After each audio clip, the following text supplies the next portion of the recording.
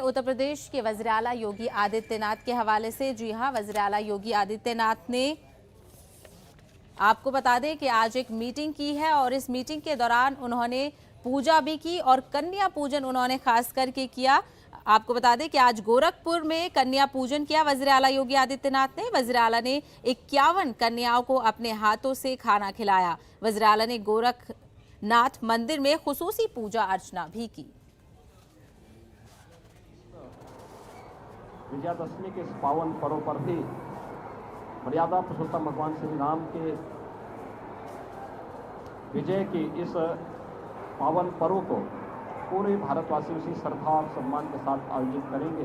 मैं इस अवसर पर विजयादशमी की भी हृदय से मंगलमय कामनाएं सभी प्रदेशवासियों के प्रति करता हूं।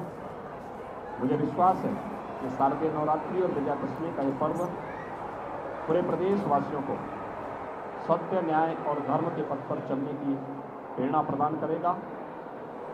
धर्म का वह पथ जो हमें हमारे कर्तव्यों के प्रति निरंतर प्रेरित करता है, प्रोत्साहित करता है, उस पथ का अनुसरण हर प्रदेशवासी करेगा। इस विश्वास के साथ पूरे प्रदेशवासियों के प्रति शारदीय नवरात्रि और विजयादशमी की हार्दिक बधाई और शुभकामनाएं। तो न्यूज रूम में फिलहाल इतना ही। हमें दीजिए इजाजत। आदाब।